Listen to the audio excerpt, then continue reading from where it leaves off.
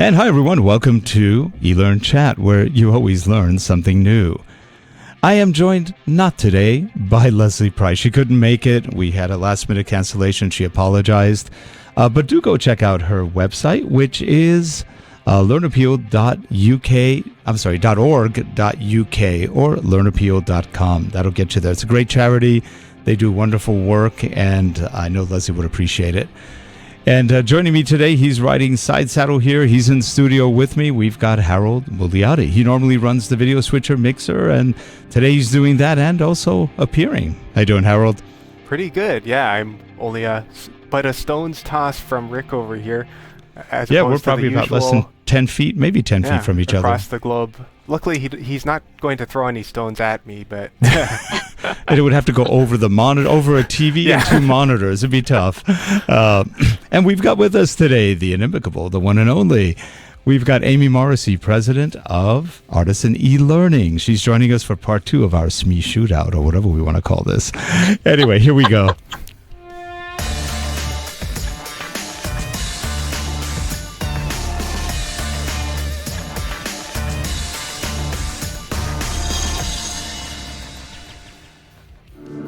This show is sponsored by Relate Corporation. Digital learning development, media development, corporate video, management consulting, and more. Visit us at www.relate.com. Thanks. And we are back, and in that center position of power, we've got Amy Morrisey. Hey, Amy, how are you? I'm well. How are you? We're doing great. And we talked a lot last week. And that was good. It was fun. And we didn't cover, I think, half the points you wanted to make when we first started out. We were talking about SMEs, communicating with SMEs and how to work with SMEs and everything else. And I think we went into a couple of rabbit holes here and there, but for the most part, we were talking about that subject, which affects all of us, probably more than we want sometimes. But so what's your take on what we talked about last week, and what did we leave out? Oh, great question. And we did talk a lot. I don't necessarily, I don't exactly know what we left out, but as I was sort of reflecting on our conversation, I never want it to sound like it's an adversarial relationship with subject matter experts. Sometimes I feel like when we're trying to advocate for the learner and they're trying to advocate for the content and the business units are trying to advocate for the ROI, that it can feel contentious. And I think one of the really smart things that we can do as instructional designers is to create that collaborative team early and really get clear on, what roles we have, just as simple as that. I've worked with subject matter experts who absolutely understand learning and understand e-learning. And I've worked with subject matter experts who have no idea how this idea of theirs will come to life. I often say on the instructional design side, we trade in an imaginary event. So I write a storyboard and I have something in my head, and you read the storyboard, Rick, and you have something in your head, and then Harold develops the storyboard and he has something in his head, and lo and behold, finally it makes it back to the subject matter experts, and they're like, that's not what we said, or that's not what I thought it was going to look like. And so we sort of trade in this imaginary event. So whatever we can do early and often to create that collaborative environment to help us understand our roles. I think we didn't really talk much about that last week, and I think it's a really important thing. That is important. And there's one other thing that nobody ever wants to talk about. There's a certain amount of politics and budget. A lot of times instructional designers wind up advocating for whomever, forgetting who's actually paying for the project and what they want. There's always that balancing act between, do you do what the people paying for it want? You usually have to. Do you do what a SME wants, which may not be what the people in power want? And that's another issue sometimes. And the instructional designer runs a very tight rope on that one, because you can't totally go against the SME, because the SME has valuable information many times. Not always, but many times. Sure. And then you also have the other issue that the SMEs don't always know what's coming down. These are things that the company may have decided for, and the SME says, well, this is how we do it. Not knowing that, I'll give you an example. We were in one situation last year where we had to document and also create training where there was no training out of a group that was being entirely laid off. We knew the group was being laid off. We couldn't say anything. There was contention between the managing teams and the training teams and the people within those teams. Nobody had the truth. Well, somebody knew what the truth was, but nobody told anybody anywhere. So you run into a problem there where you're trying to please many masters at once, and it's not an easy task. No, we managed to do it, but there's that personal part of it that says, we can't say anything to the people, but we know what's happening. And some of them are starting to suspect, but we can't say anything. Yeah. On the other hand, I think a lot of times our business leaders many times have that same problem I just mentioned, that they have the idea, in this case, your instance of, some sort of a restructure or things were going to be different. But it doesn't necessarily mean that they know how to realize that idea. So here's an example. How many times have I had a course where the company says, and we'd like to start it with the president of the company giving a history lesson about how we all started. And my job as an instructional designer, maybe that's a perfect thing to do, but my job, I believe, as an instructional designer is to poke at that. Yeah. Are we doing that because that makes you feel better? Are we doing that because every course since the dawn of time has had it? Are we doing it because the history of the company fundamentally helps you understand how to do your job better? Well, if it's the latter, I'll play with you. Yeah. If it's the former, I'm going to poke at you. I'm going to ask you hard questions. I'm going to, say, how imperative is this? If we last time I kind of scratched at the learner's bill of rights, if we said to learners, what is it that you need out of learning? Yeah. They never say, I really want pretend FaceTime with the leader of the company. They never say that. They say, don't waste my time. They say, give me something meaningful. They say, help me do my job, engage my brain. Let me think. Don't tell me. Let me do. They say things like that. And so if we go to how everything that we put into a course, I think we need to ask ourselves, how does this help the person on the other end do their job better? Because that's where you get to all the ROI. At the end of the day, if we can get people better trained, then, whether they know the history of the company or not. And that's just an example. And we have lots of them where that they stay in. I ask the questions, they give great answers, and we put that video right in the front. But it doesn't mean it always belongs there. And there's also another question to ask on that one. What happens if the president changes? Yes. And they kind of go, ready for that? And they think about, and it happens all the time. All the time. We have one client where we have done rebranding for them. Every course has to be rebranded over and over. We've done that. They changed their brand I think 5 times. They changed it 5 different times, different logos, different names, different companies. They got spun off. They have a different name. And it just go, wow, it's just amazing. And they spent probably on that over $1 million throughout 10, 15 years. And just branding. And the thing is, I guess a lot of it is also because, they like to have their branding on everything. Like, you have to be able to see, their employees have to be able to see where they work just about everywhere. So then everything needs to be rebranded. Well, Howard, that's because most people don't know where they work. That's the first fundamental problem. Where do I work? I don't know. Oh, I work here. So you do wonder sometimes. But you're bringing up some really good points, that the instructional designer is many times thrust into the position of being a business analyst, being a manager, being a this, a that, different situations in which, one, they may not be qualified for, or two, they don't want to go. They go, I'm a training person. I'm a training specialist. I don't understand how to run this part of the business. I don't even know what your business does, maybe.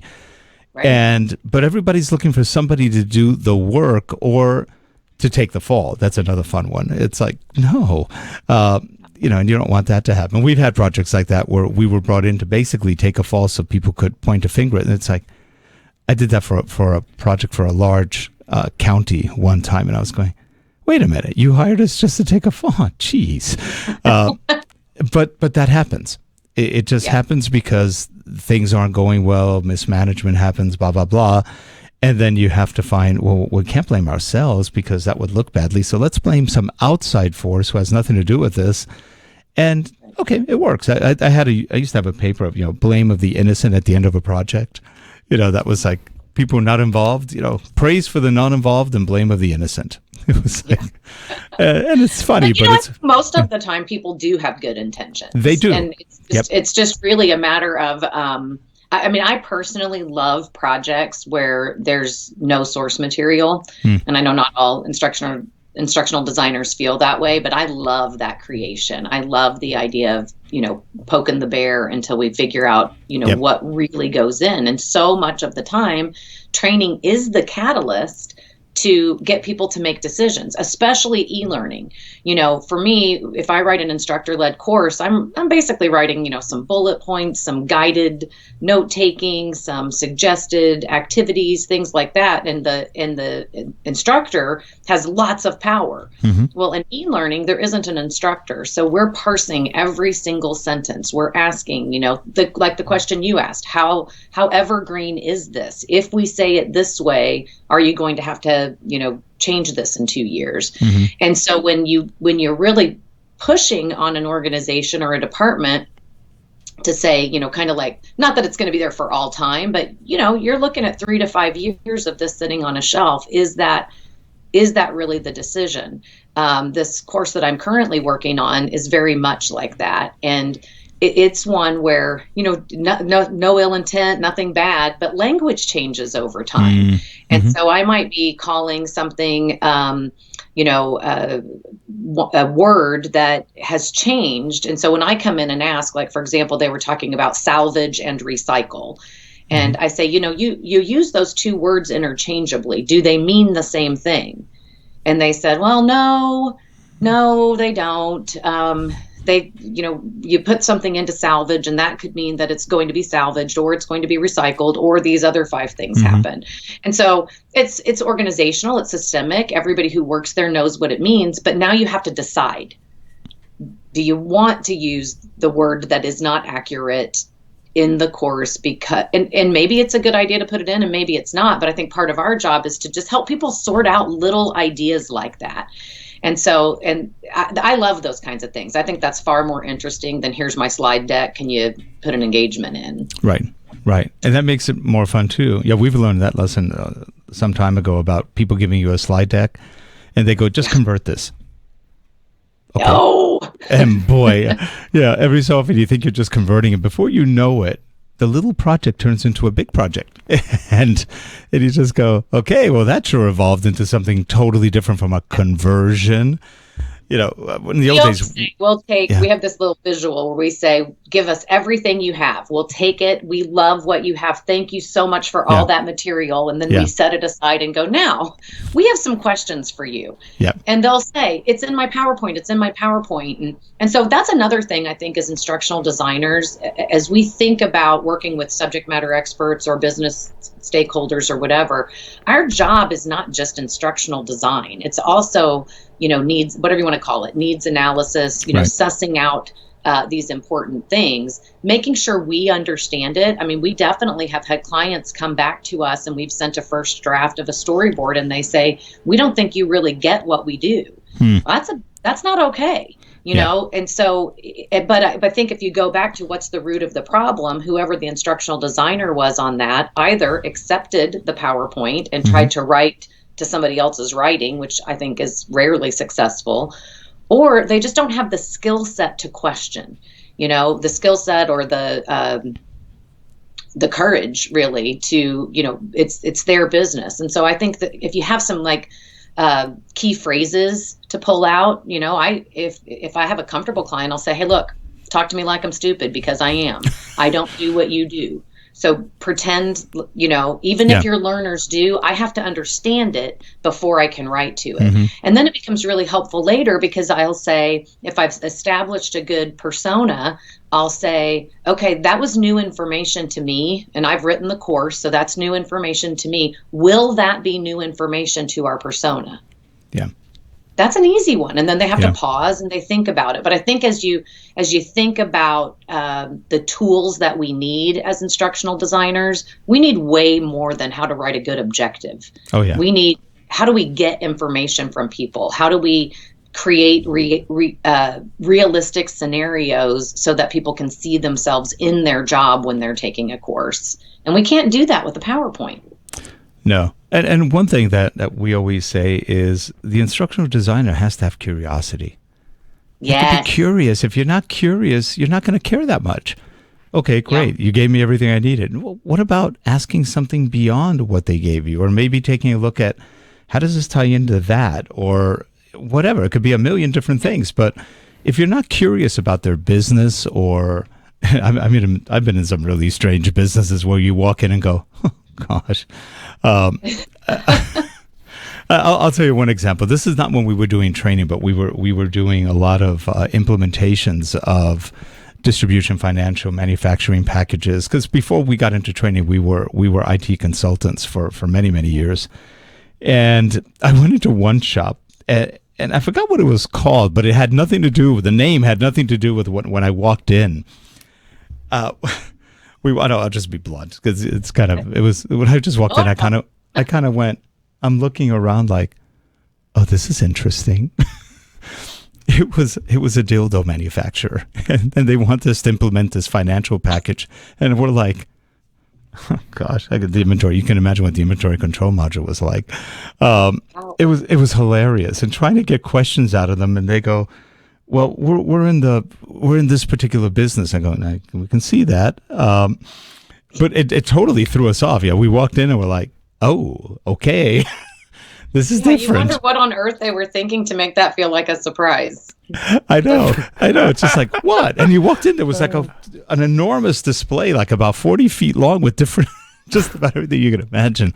So for us, it was sort of funny. I mean, we walked into other places where it could have been a church that was a little different. We've walked into a lot of different places, and sometimes, it makes for stories after work, but you just go, wow, that was interesting. And in the training arena, what we find a lot is that a lot of the training people, especially instruction, they're timorous. They're a little afraid of asking the question, or I've heard this line a lot. I was too close to the top. I was scared. To the top of what? The management. Oh. Why are you afraid of the managers? They're like so far above these people, nobody cares. It's like they're there, but worry about what you're supposed to do. Now, but it's interesting. There's a lot of fear with a lot of people in the training industry because they feel like they don't know a subject. Well, learn it. Learn it. Get curious. Do what you can. Do some research before you go out. If you're in a consulting business, if you're in an in-house business, we've been saying this for years. Learn the business, because if you don't, you'll be the first one laid off. And they're like, well, they don't respect us. I go, hey, don't worry about being respected. You earn respect. Worry about what you know. If you become useful to the company, they're not going to get rid of you. They're going to value you. They're going to treasure what you're sharing with them, and they'll think you have their best interests at heart. If you just sit around in a corner going, oh God, I hope nobody sees me for the next 6 months. Well, at that point, you've got cockroach syndrome, where you're just scurrying around every time someone turns on the lights, you go hide. Well, I think that when you said things to talk about at a cocktail party or curiosity, I think that's another really good litmus test as you're working in a new project. Can you go home to your family at the dinner table and explain it to them? I had a client just recently tell me that if she were ever on How to Be a Millionaire, I would be her phone-a-friend. Phone-a-friend. Why? I'm terrible at trivia. Like, why would you do that? She said, you must learn so many things. And it's the reason I love our business. I've always been external. I've never, worked for a company internally. So, I mean, I always joke, everybody does something. And I've gotten a chance to just, peek under the hood of so many different organizations, so many different kind of learning. And a lot of the fundamentals are there, but that curiosity piece, that really trying to understand what they do, how they do it, that's what makes for better courses It and does. more fun cocktail parties. That's You right. have a lot of good things to talk about. Did you know? Yeah, that's right. And your friend who talked about how many things it takes to be a billionaire, a millionaire, not even a billionaire. I have met some of the stupidest millionaires you could ever imagine, but they had one thing going for them, all of them: focus. They could focus on something and drill it until it became a reality. But that didn't mean they were smart. They were just focused. Some of them had no clue where they were in life or anything else, but they had a knack for making money or connections. They had very good connections. And that's it many times. It's amazing. That's the theory people have, that I need to know so much to be that good or to be that rich. Not really. You just need to know how to keep your money, how to invest it wisely, and how to attract it maybe. And other than that, that goes for anything, not just how to be a millionaire. No, that's right. That goes for how to be an effective financial person, how to be an effective human resources leader, how to be effective anything. And, going back to when those people are subject matter experts, doesn't matter what they're an expert of. Part of our job, the way we say it a lot, is our job is to synthesize and simplify. So I have to synthesize all the stuff that they talk about and think about and worry about and file away. And I have to get it to, to simplify it enough that, again, someone can do their job better. And I think going back to subject matter experts, I think one of the things that is a common trap with them is, documentation becomes more important than application. And so, I'm 15 years in this business. I've been in this business for 40 years. Back in the day, we used to, all of those things. And this form is important. And this piece of documentation is important. And we got to make sure this gets in. And I think every single one of those, we have to ask questions, challenge. Does it really help somebody do their job better? That's my focus. That's my, I'm going to drill it until that's what they're thinking about when they go to bed at night. Yeah. Now, how did you wind up getting in this field? The e-learning field or learning in general? Learning, and then the e-learning field. My degree is in acting. I went to UCLA School of Theater, Film, and Television. You went to UCLA? And yes. Are you from here? Nope. I went there for school and then left shortly after. So I went to UCLA for a while too. Oh, you did? Long time ago. Yeah. It was a great school. So anyway, I was going out, I went to New York for a period of time. In New York, I was young, and New York kind of chewed me up and spit me out. And it's the joy of New York. Yeah. What's that? It's the joy of New York. Yeah. I thought if you can live in LA, you can live in New York. And they're very different. My biggest mistake was that in LA, you have a trunk to your car, and in New York, you're a turtle. You carry everything you need on your back for the whole day. It was hard for me. I liked my trunk. I grew up in New York, but then we moved to LA, so finished growing up here. So I've had both coasts. Yeah, you've had the opposite experience. Yeah, I like it out here. I was in Texas where I grew up, and there was an ad in the newspaper for an audition to be a seminar leader. And I didn't know what a seminar leader was, but I knew what an audition was.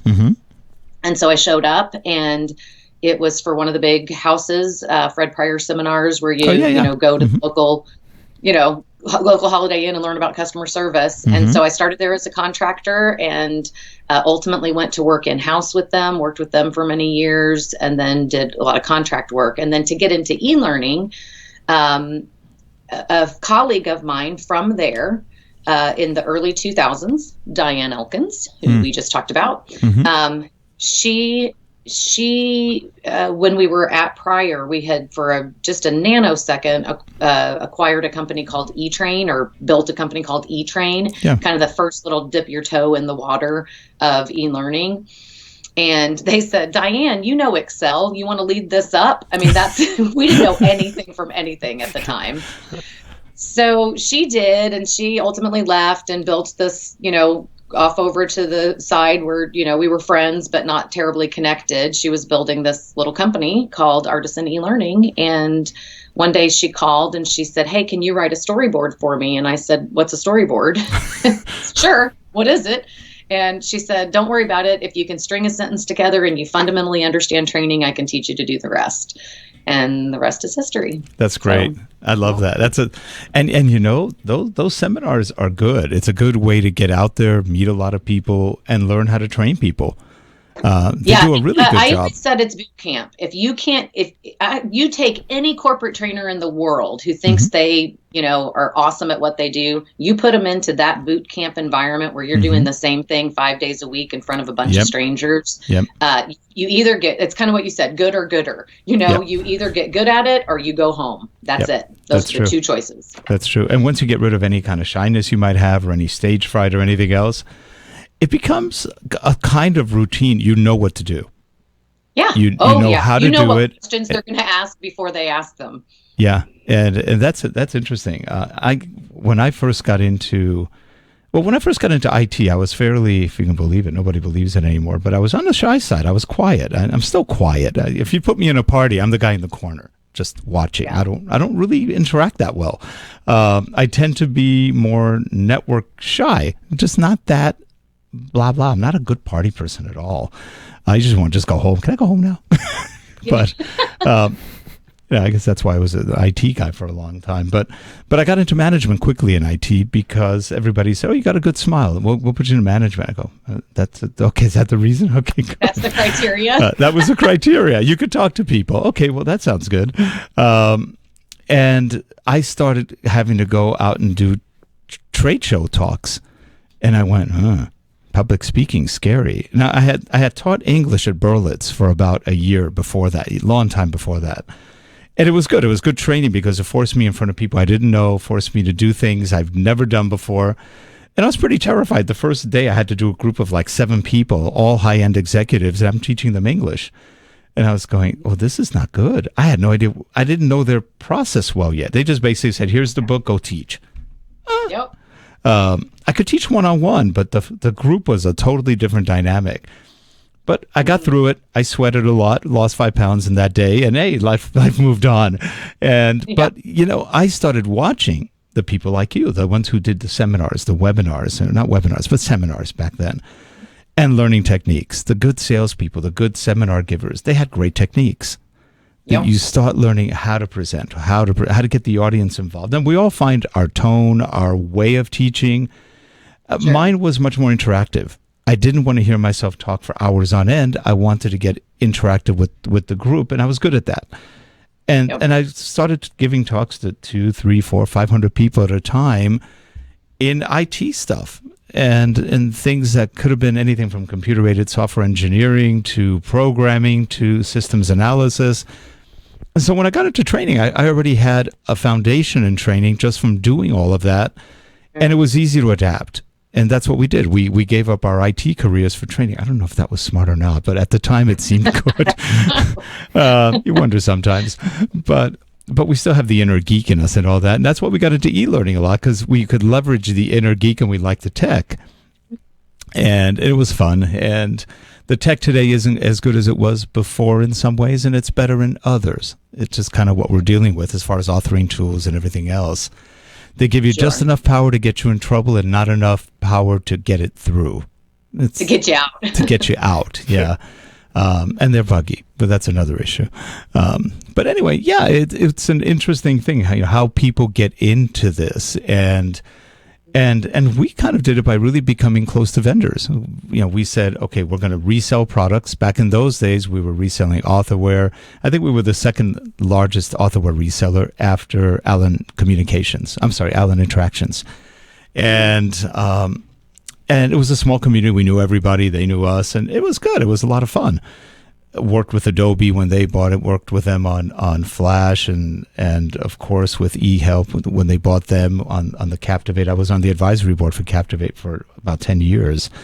And it was an interesting experience, a lot of fun. Yeah. Same with Lectora, like you guys did a lot of Lectora, I think, at one point. We did. And Lectora's a good tool. Never quite had the popularity of other tools, but it can do. Whenever we had something really difficult to do that no one could do, Lectora could usually do it. And it was. You would say Lectora's 508 before 508 was cool. They were the ones that if you needed to have a compliant course, you went to Lectora. Mm-hmm. Yep, and they could do it. Yeah. So it was fun. And of course, Diane wrote a lot of books that go into big red books. she Big did red all books. the You big got red it. books. And you know what? We never lost them in our bookshelves. There's that big red book right there. And they were great books. I enjoyed them because they were the manuals that the products didn't have, with some other stuff in them too. And I could tell Diane was kind of a geek. She had really good geeky solutions for things. I was going, oh, listen to her. This is good.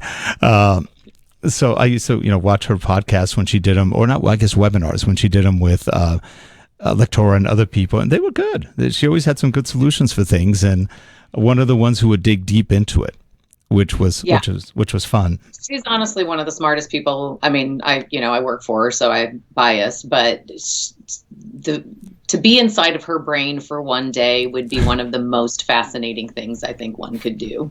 That's good. Oh, the pain. No, sorry, that was Spock. But part of what you're talking about, and we're chasing rabbits again, but part of what you're talking about is all of that curiosity, all of the different, the different paths in the tools, curiosity, whatever. I think it goes back to what can make us really good with subject matter experts. We're willing to learn. We're willing to poke. We're willing to not be nervous. And they know it, and they can feel it. Mm-hmm. They feel it, and when they feel it, they're more than willing to teach you or share. Yes, they can feel it both. They can smell fear too. If they smell the fear, then they kind of own you, and and heck, sometimes you got to do. They're the client, kind of what you said. They're paying the bill, all of that. But I think if our goal is really strong, actionable learning, engaging learning. Then we have to bring our own expertise. We have to, we get to be at the table. We get to be part of that. Yeah. So now you're a martial artist. We talked about that a couple of shows back. And how do you feel that helped you? I mean, I know how martial arts can help in many different ways. How did it help you in terms of that? By the way, we have one instructional designer, Erin, who's a second degree Taekwondo black belt. You're, I think you said second or third Tang Soo-Do. Yeah. Which is very similar. Yeah, which is very similar. I was friends with Chuck Norris a long time ago.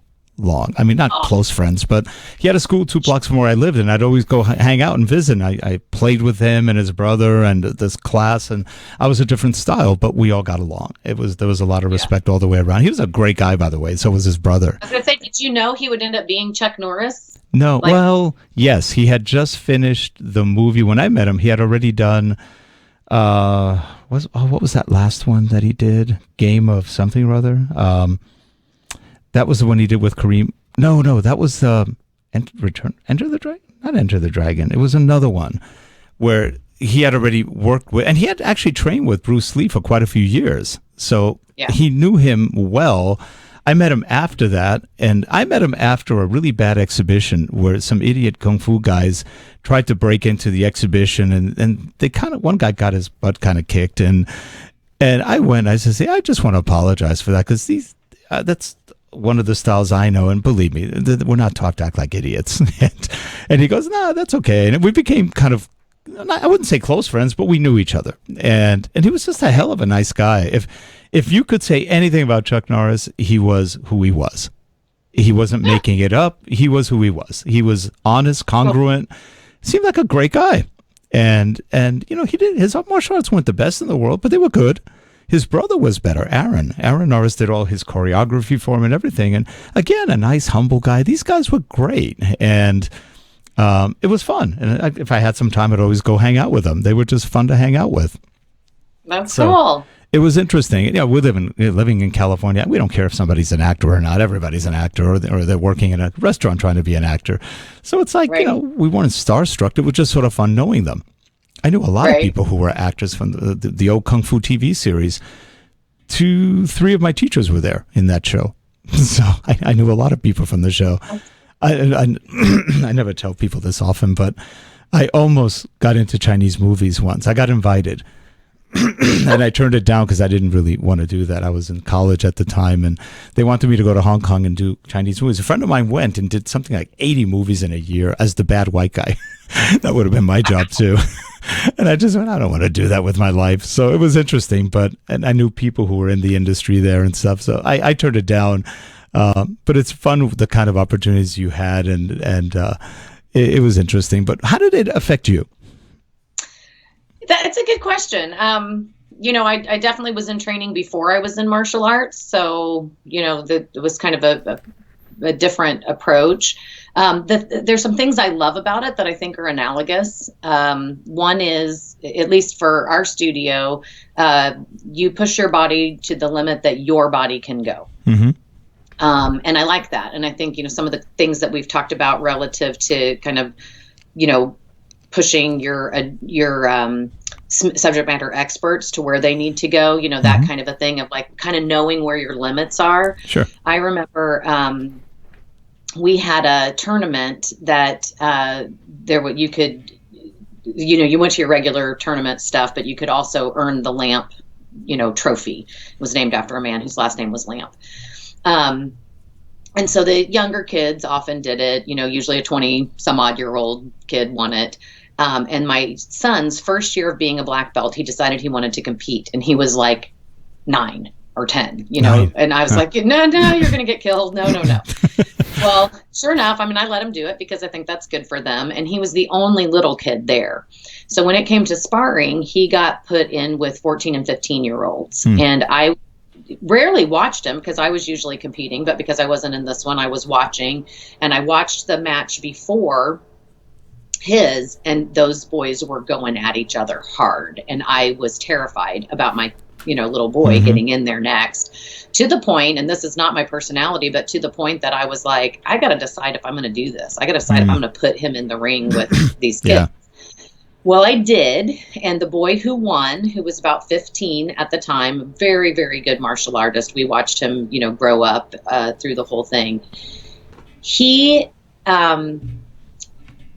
met my kid where my kid was.